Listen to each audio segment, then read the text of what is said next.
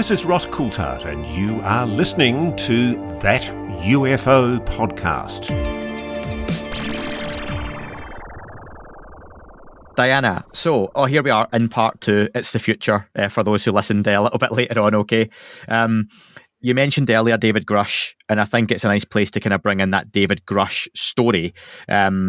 It's carried on at pace since the hearings back in July. He made worldwide headlines with what he said: crashed craft, biologics, all those kind of big statements. Does your research, your work, your conversations with your own contacts and network lead you to believe what David Grusch is saying is not only true, but that he has seen what he said? Oh, absolutely. Definitely. I don't doubt him one bit. I mean, I myself was at a, alleged crash site. So, and in fact, I even wrote an essay where I discussed biologics that were being studied by somebody affiliated. So I guess but that was what, 2016 or 17. That was before these headlines were made.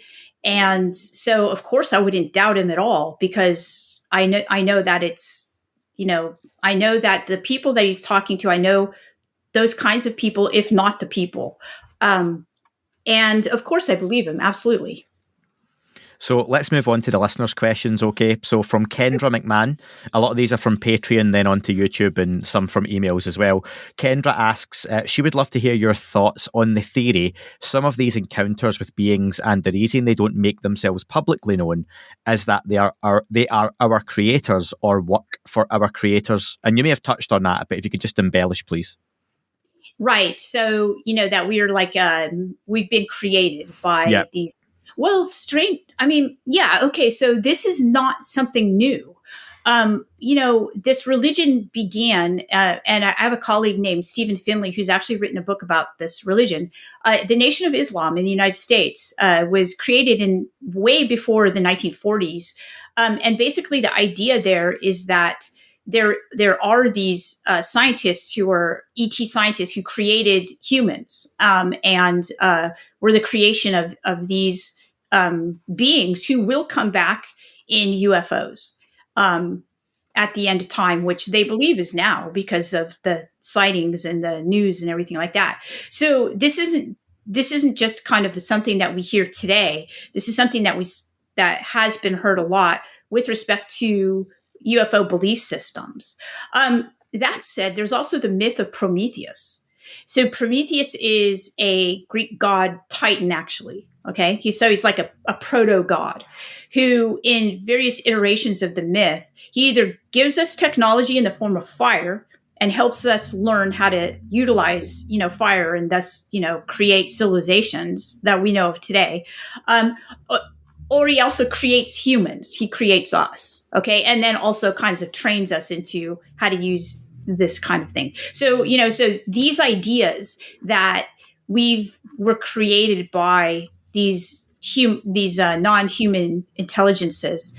This is something that I would call it a standard motif in the not just the UFO belief systems, but in belief systems around the world. Certain tribes here in North America, indigenous tribes, believe they're from star people, star nations. Peter Earnshaw is a listener who's getting a bit of notoriety for the number of questions he's been sending in, but they're very much appreciated, Peter. He's on the Discord channel as well. So I've cut it down from his 45 questions. Well, it was 4 down to 2.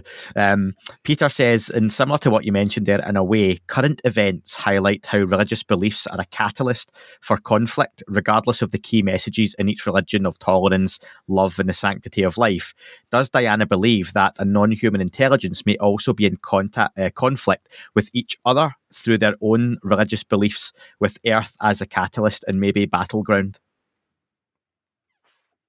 Okay, so would there be warring ETs? ETs that war with each other? So, there's a lot of scenarios that we have about contact. And one of the scenarios that comes up most, in fact, I would call it the most interesting scenario. I wouldn't call it the most interesting, but I would call it the scenario that I get a lot from like people who are, say, academics and, people that I talk to. And they say that, well, if we are in contact with another intelligent species that's non-human and, say, from another galaxy or something like that, it's not going to be good for us. It's going to be, it's going to be bad, because they most likely have intentions of, utilizing us, or a lot of times they reference that Twilight Zone called To Serve Man. I don't know if you know that one, but it's a pretty freaky episode. And, that's a kind of colonial narrative right there, right? So, of course, we would, colonialists ourselves would then say, oh, absolutely, that's going to happen. That would be what it's like. So, we naturally ascribe to something we don't know about, traits that we ourselves have.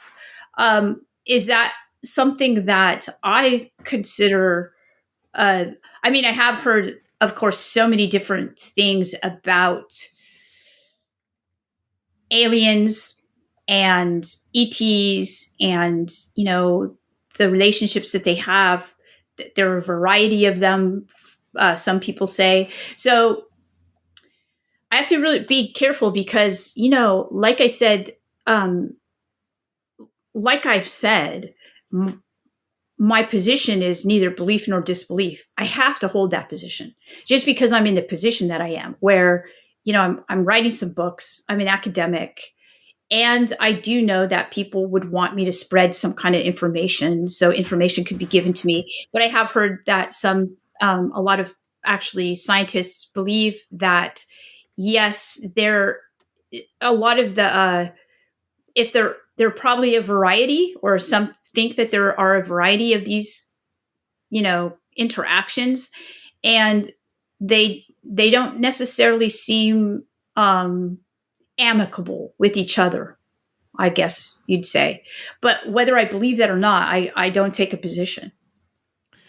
You mentioned that colonial idea, and I wonder if tomorrow, per se, we discovered a commercial form of a warp drive, and all of a sudden, all the kind of big aerospace companies started firing off in different directions into space, and we come across another planet that has intelligent life, but say it's only developed as far as our kind of caveman days. How do you think we as a species now would interact with that species in its early development? And do you think we would essentially colonize that planet and use its resources? Do you think we would do that? Andy, I think we would do that. I think that we've done that, and we're doing that now. And I think that, that's why a part of the book Encounters is also an examination of how we treat each other, as humans. And it was really eye-opening for me to get into the UFO world and to see the organization that our government is used to misinform about UFOs, to the point where I was fairly depressed about it, because I recognized, wow, what can I believe now? Yeah. So it brought me back to philosophy and looking at some of the texts, like, the Allegory of the Cave and the Plato's Republic. Can we have a just society? These kinds of questions. And I learned a lot. So, you can be a lot older and learn a lot of stuff still. And I have. And what I learned was that it could very well be that the societies that we've developed in the West, here are societies, and, even maybe in the East, I'm not going to extrapolate all. I'm just saying that the society I grew up within, as lucky as I feel here in it, I also see the injustices, right? And I also have learned a lot about people who've spoken about these kinds of things. And it could very well be that Plato, in Allegory of the Cave, he's, paraphrasing Socrates. He's basically saying that there's no just society, and that the only kind of just society is going to be a society of like where he proposes a dialectic, which is like a mystical Sangha. And I'm mixing religious traditions here, but the Sangha in Buddhism is the community that you have, where you can discuss these kinds of things that we're discussing. You're asking me a pretty important question. Would we colonize, this less advanced, ET planet? Based on precedent of our actions, I'd say that yes, we probably would do that. Would all of us do that? No, I think that there were some of us who wouldn't do that. So we've got to think about that. We've got to think about the society that we live within, and our own position within that. So I guess that's a complicated question, because there's no yes or no answer. It depends on who finds them, right? If it's the U.S. government that finds them, then it looks like there will, and they happen to have resources that our government wants. Yes, indeed, that's going to happen. But if it's kind of like a rogue bunch of, say, techie entrepreneurs that are not interested in doing that, then maybe not. So I guess it's a complicated question that I'm always thinking about. Those kinds of things I always think about. And Peter follows up, Diana, with, do you believe that disclosure, whether it was full or partial, is a good idea for humanity overall?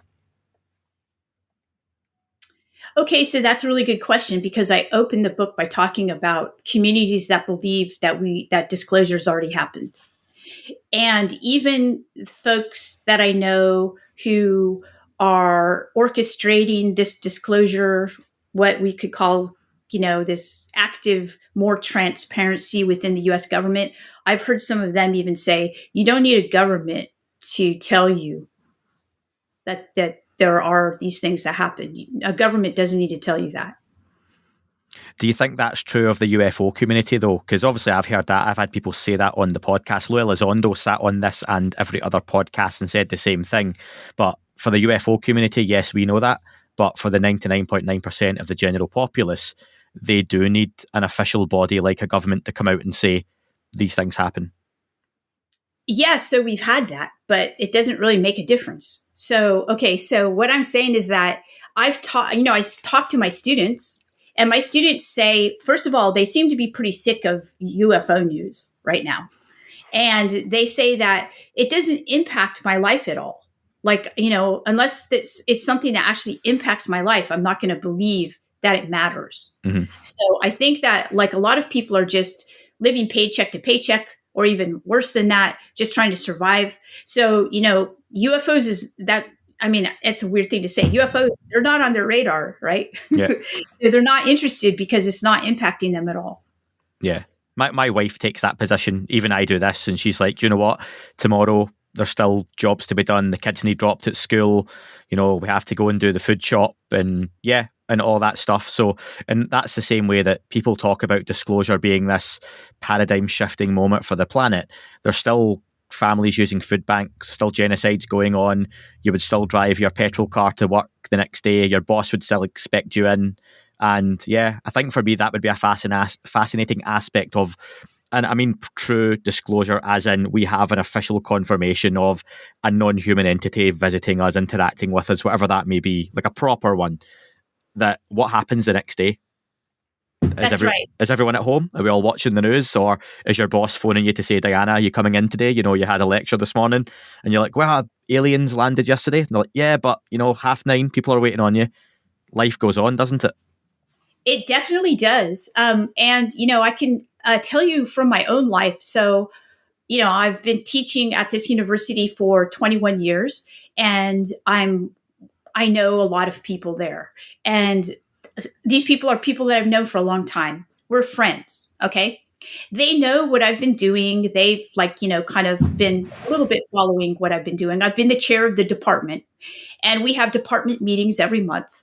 And I go, like about 2 months ago, and everybody in the department's like, so what, UFOs are actually real? They asked me this, and I go, yeah. And then we just get on with the department meeting. Yeah. Yeah, I've had that as well in work. So what's actually happening, and it depends on the person how far the conversation goes. I usually lead with the what if they're coming from not too far away, And usually their reaction from that point decides if the conversation stops there or carries on. But it's a pretty interesting conversation to have with people. On that, this one's maybe more personal to you and asking for some advice. This is from Stacey. Stacey asks, what should an ordinary person do if they find themselves face to face with the phenomenon? Diana has spoken in previous interviews of saints who became ill from encounters with angels. Hypothetically, what would Diana do if a ball of light appeared 5 feet away from her? Okay, so knowing what I do know now, I try to avoid places where there would be a ball of light, okay? And I know that a lot of times you can't do that. And the reason I say that is because the people who I've talked to who talk about the hitchhiker effect, I actually believe them, okay? I believe that actually happens. I don't think that you'd want to be in a position where that comes back with you to your family. So I tend to, if, somebody says that there's high orb activity at their house or, that they're having these things, this is my position now. Now, my position has changed, all right, throughout the years of doing this study. But my position now is that when you look at traditional communities that are either indigenous or communities that have been religious for a long time, right? So you're talking about, maybe here in the South, you have people who have been practicing since the 1700s, a particular form of Christianity or something like that. So they already have within their infrastructure kinds of the ways to deal with these things that appear, like either in the sky or orbs or even night visions and things like that, disturbances in the night and things like that.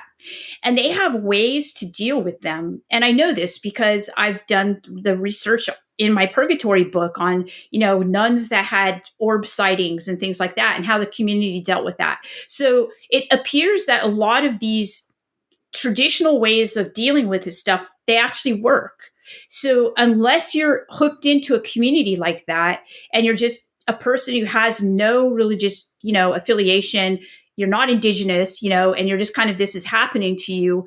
In that case, if it's just happening to you and you have no community where you can, go and say, and even in some Christian communities, we've heard this from Chris Bledsoe or someone like that, had an experience, went to his Christian community and they said, these are demons, you need to, this is very bad for you.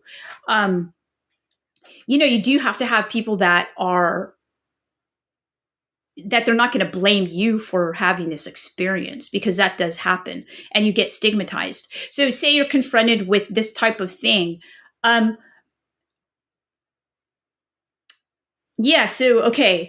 Okay. Let me just say that a lot of therapists have reached out to me and said that they have been, they have clients who they do not know how to deal with it. Okay. So they just don't know how to deal with it. And that's where I tell them, well, indigenous cultures and religious cultures, they do know how to deal with this. So I would suggest it's Stacey. Is it? Okay. Stacey. Okay. Stacey. First off, if you or your parents or, your family, extended family have resources like I've just talked about, tell a trusted person, in your extended community. If that's not the case, then I think, you see, I haven't had this question before, Andy. It's really actually a very difficult question to answer. Without that, I would say that I don't know maybe it won't happen again, but if it's something that continues to happen, I think that you're going to have to reach out to a therapist who's trained in this type of thing. The only other suggestion I would even add to that would be, I know you're taking part in the James Ian Doley and J. Christopher King Expo in New York, and they're part of the Experiencer group as well. And I know they've had many folks reach out to them that have been on the podcast or got in touch with me to ask what to do in the events of having experiences. So speaking to maybe like-minded folks as well, but always, like Diana said, I would recommend a professional too. But yeah, if that's not always handy, speaking to someone else of a similar mindset, maybe that'll help. Yes, yeah. Peter Whitehead, from Bobby. Bobby asks, does Diana think the phenomenon coexists with us on its own terms, that it has a relationship with us that is purposefully kept at a distance, yet interaction is allowed in certain circumstances? In short, their knowledge of us is far more expansive than ours of them. Absolutely, I think that. Part of the reason I think that is because I'm with Jacques Vallée and looking at this as kind of like almost like a meta-intelligence that seems to, seems to have a like almost like a feedback loop with us, right? So, and if we don't call it, say, UFOs like we call it today, UFOs or UAPs, if you look at experiences of, say, Virgin Mary sightings, you also see similar kinds of things happening, like, that this experience happens to communities, and then the things that are told to the people are very specific types of things that would change the communities in ways that help actually the communities, believe it or not. Question from Peter Whitehead. Peter asks, thanks, Andy. You're welcome. American Cosmic makes plenty of analogy to Kubrick's 2001 A Space Odyssey. Not a question as such, but Peter wonders if you, Diana, have ever read Michael Benson's Space Odyssey, The Making of 2001, and it's got a very surprising account of Kubrick and Clarke's joint UFO sighting in Manhattan early on in the project. No. Okay, I'm definitely going to look at this. The Making of 2001, A Space Odyssey. Yeah, Michael Benson's. So he said there's a surprising account of a UFO sighting that may have influenced that. So yeah, that's one for you and the listeners as well. The Tree of Life asks, in some modern accounts, experiencers suffer from health issues seemingly related to radiation exposure. In ye olden times, did accounts of encounters with angels or deities ever produce similar results? Flash burns to the eyes, hair loss, skin rashes, etc. Thank you in advance. Yes. So this is one of the things that I actually did when I met Gary Nolan. And while we were in New Mexico, the day before we went to the site, he shared a lot of his research with me. So I got to see a lot of the effects of basically the effects with these craft. I guess we'll just call them crafts. And it was terrifying. And in fact, yes. So if you do look back at the historical records, like part of what I was doing at the Vatican was I was looking for these references to these effects, which are not nice effects, and they look like they intentionally or not, could be collateral damage. Gary tends to think of it as collateral damage, but it doesn't look like they're intentionally trying to harm people, but people are being harmed. I've also had and yes, we do see this in Days of Yore. Okay, so in a lot of the archives in Days of Yore, we see this in a lot of the. Now, of course, people send me a lot of information from all over the world, and I've talked to a lot of people who've had experiences, and a couple of people have said that they regularly see craft in the sky. And, they look at them and they said that a lot of times their eyes burn. Okay. Their eyes are burning. And so I asked some of the scientists that I work with, what's this about? What's going on? And they're saying that their corneas are being impacted by the type of light that they're being exposed to. So they said, don't tell them not to look at them. So that was their advice. You mentioned just earlier in talking that we'll call these craft. Is there something else you would refer to them as? Well, we just don't know exactly what they are, right? So I say call them craft because that's what we call them today. So, but what are they? I mean, they seem to morph into different things also when people see them, they become different things. That's an aspect actually that I get into in encounters, that when people see these things that then we can identify objectively, say on radar or on our sensing devices. And then that corresponds to these people's experiences. If you go around and you have all these people that they don't even know each other and they're not even in the same area, but they've seen this same thing that we can like say, okay, this has been going, we see this it's in the sky. They see different things, but they look like they're the same thing. They just appear differently to people, or people interpret them differently. We don't know yet how, what's going on there. Yeah. Question from Ultra. If you think about the Spanish and other colonizers wiping out entire civilizations with smallpox, could the reticence to the others or the interaction with them be to do with biosecurity, exposure to an alien type virus or flu? Yeah, so when astronauts come back from space, of course, they have to go through this period of being completely, I would just call it they call it a briefing, or, that debriefed, a process of disinfection because of potential things that can be brought back that could very well, cause what she's referring to. Absolutely. So yes, I think that that's definitely something that when I talk to people who work with astronauts or work in the space programs, this is something that is considered heavily, right? Just to start wrapping up, because I don't want to take up too much more of your time, Diana, because you do have a life, I believe, as well. So, and it's fireworks night or the day before here in the UK, so loads of fireworks going off. If people can hear the bangs in the background, potentially, it's popped a few times on the mic. But last few things, just one of the listeners, Ben, said he's got Encounters on pre-order. Can't wait to listen to it. Similarly, on that, Travis Calhoun said, what was the experience like narrating your own audiobook for Audible? Okay, so I was very interested in learning how to do that. So I did choose to narrate it. And at first, it was really interesting to read my own book because, I've read my own book. Obviously, I wrote it and then, edited it. But to read it was completely different. And there were parts in the book where it was emotional for me to read. And I had to stop and kind of compose myself and then get through, doing it.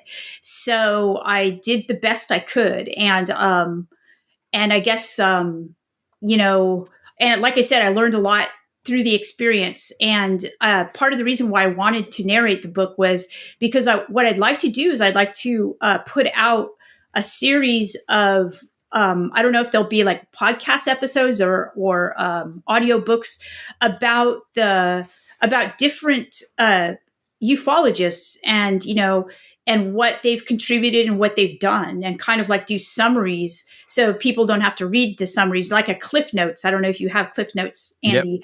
Yep. Kind of like little summaries of, what does Jacques Vallée think? What has Gary Nolan done? Some ufologists that people don't know about. There are women ufologists that don't get recognized, talk about them. And so I'd like to do that. And so that's why I wanted to learn how to narrate the book. Awesome. And final question from Kelly Blodgett. And Kelly's been a long-time supporter and listener to the podcast. Do you believe the identity of the Grey Man in Encounters will be revealed at some point in the future? I always have to assume, just like I do with American Cosmic, that all identities will be known. The reason why we keep I basically respect their need and desire to be anonymous, but I have also told every single person from American Cosmic on, you can use this, pseudonym, but we're talking about ufologists. They're some of the best researchers on Earth. You will be known. Awesome. And sorry to anyone else who I couldn't get to your questions. We'll keep those for next time as well. And there was a lot that came in. I just want to finish off, Diana, asking about stuff that's coming up for you, and then obviously how people can get a hold of the book, because when this goes out, the book will be released. The Sol Foundation is something that is coming up, I believe, the 17th and 18th of November. Is that correct? Yes. Can you just talk a little bit about the Sol Foundation, who's involved and what your part is in it? Yeah, sure. So Gary, I always knew Gary was going to create a foundation to study this topic of UAPs. And finally he did. He created it with Peter Skafish, and Chris Mellon, I think, is a partner. I'm not entirely sure. But he's involved in certain respects. So what I've been doing since American Cosmic came out is I've been a peer reviewer for humanities and social scientists who are writing about UAP. And so Gary asked me if I would be the person who would take that advisory role for their foundation and basically, vet people who are coming in and, look at their methodologies and so forth and see what kind of contributions they could make. So that's my role. I'm also going to be talking at the inaugural event, which is in a few weeks. And I'm really looking forward to that. Partially because I spent a lot of my youth there in that Palo Alto area. My grandparents lived there and had their businesses there. So I really enjoy going back and seeing family and such. But also, I just really love talking to the people that are going to be there. It's going to be a really good time. And just before then, Dr. Gary Nolan should be coming on the podcast to discuss it. We're just trying to work out a date right now to get Gary back on. He's a very busy man, as people will know, not only in the UFO field, but he does a lot of really important work outside of that as well. And also, Diana, finally, the book obviously is available from the 7th of November. Is that right? That's right. And it's available at anywhere that books are sold, Barnes & Noble, Amazon. And I just want to point out that I just have 3, I have a website, dwpasulka.com. I have an Instagram account, which I just started to kind of share some of my Vatican stuff, DW Pasulka. And I also have a Twitter account that's also DW Pasulka. And that some sites have actually are not me, like AmericanCosmic.com. They'll ask you to buy Bitcoin, and that's not my site. So just be aware of that. Yeah, no, that's fine. I'll put the links for all your actual stuff, Diana, in the description to the podcast. Folks, I've obviously been very fortunate to get a copy of the book in advance. It's fantastic. I recommend you do the same. I'll also be getting the Audible version of the book because I quite like to hear it from the author's point of view as well. I don't know if, like Ross Coulthart, you do impressions of people too, but I'm sure either way it's going to be good. No, I'm not going to be doing the Australian impressions. Right, okay, cool. No, but very much look forward to that, Diana. Listen, it's been wonderful speaking with you. Encounters is out from the 7th of November. If you're listening to this early on any of the paid platforms, go ahead and pre-order it now, no matter where you are in the world, and let us know what you think of it too. But Diana, thank you very much for your time. Thank you so much, Andy. Take care. That is all for this week's show. Thank you very much for listening. Please remember to leave the podcast a review on your chosen platform. You can like, retweet and subscribe. That would all be very much appreciated. The shows are being uploaded onto YouTube as we speak more and more. You can sign up at patreon.com/That UFO podcast to access the shows ad-free as well. Please get in touch on Twitter, Facebook, Instagram, That UFO podcast. Of course, on Twitter, it's at UFOUAPAM. And again, folks, as always, keep looking up. You never know what you might see.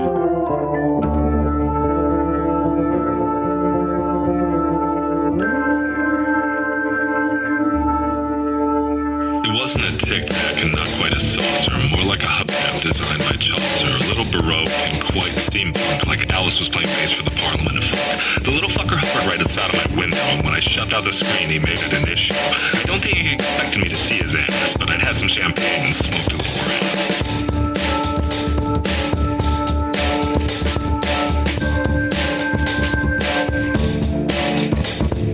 Meditative gamma state full on meta. Can't imagine how it could have been any better. I got to the top of the stairs and there he was. Like, you awake? I was about to abduct you, cuz.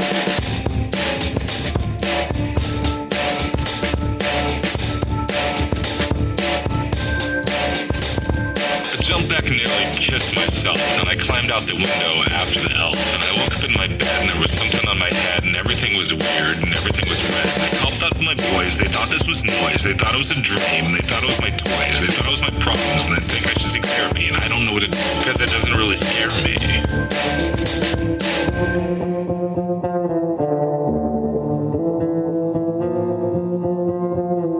If you really want to know who I think I be, I think it's you and me and us and we and him and her and that and she and that thing over there and what's that, Jake?